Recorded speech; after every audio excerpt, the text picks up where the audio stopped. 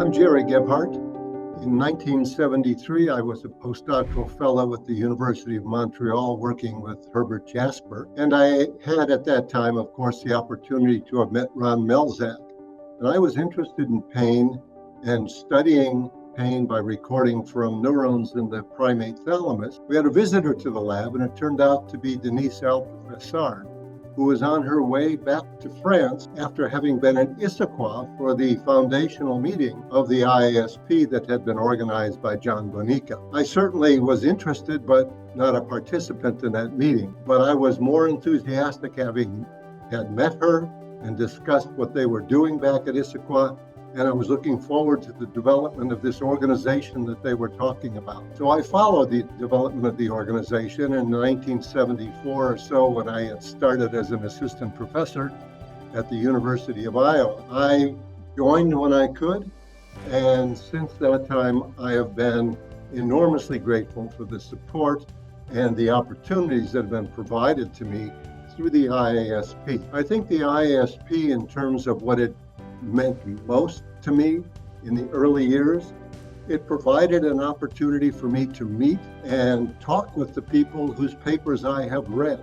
The World Congresses have been extremely important in the development and molding of young clinical and basic researchers, insofar as it provides an opportunity to indeed meet with people whom you have only read about. And in meeting with these people, you're able to discuss your issues and your problems, get some feedback and some interaction with them, and develop a relationship that you would never have had you not been a part of the IASP.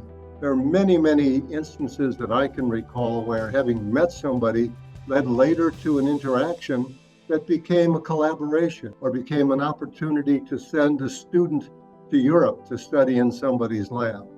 So I'm grateful beyond my ability to express how important the IASP has been to my career in pain science.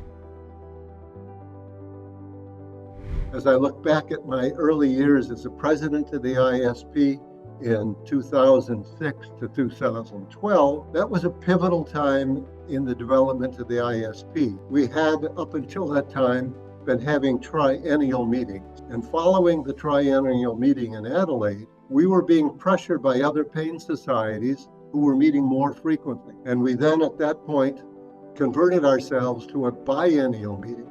And at that point, the IASP really changed and became much more active and aggressive. The annual meetings were more frequent, and the attendance at annual meetings continued to increase. The meeting that I remember most was the Montreal meeting, where I was the president. And the thing that I remember most is not the fact that there were so many people there and it was a wonderful meeting, but that I had, in advance of that meeting, convinced Louisa Jones to write what became First Steps. I wanted there to be a documented history of the early years of the IASP beyond what had been done before.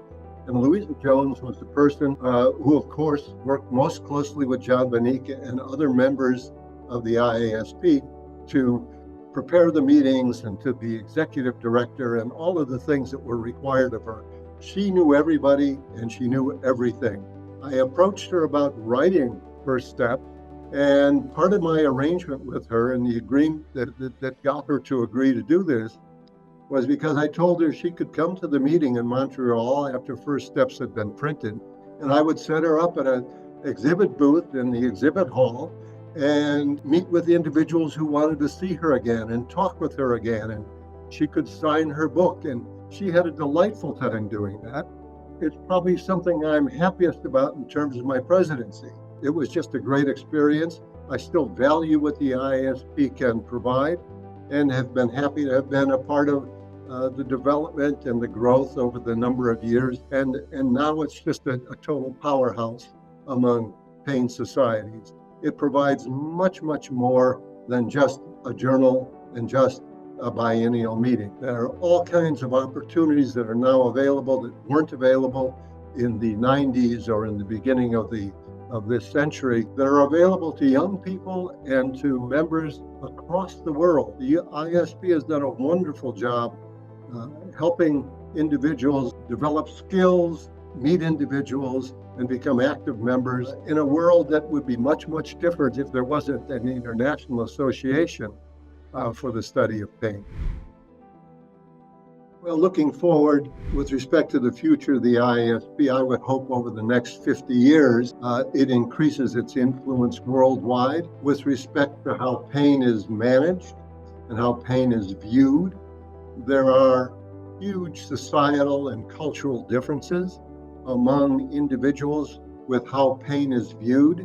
And I think if the IASP has any important role in the future, it would be to make sure that individuals who are suffering are viewed from the perspective other than just a cultural perspective that requires them to bear the pain or to not use an appropriate drug or to take too many drugs or to do something that is inappropriate. We've come an awful long way with respect to pain management. We know a lot more than we ever did before. And I think the IASP is responsible in large measure for that, and particularly with their international and exchanges and work with the World Health Organization and other organizations. I think that we can improve pain management even more than has happened in the last 15 to 20 years. I think a message going forward that would be valuable to future members of the IASP would be to build better bridges, more bridges, interact widely, attend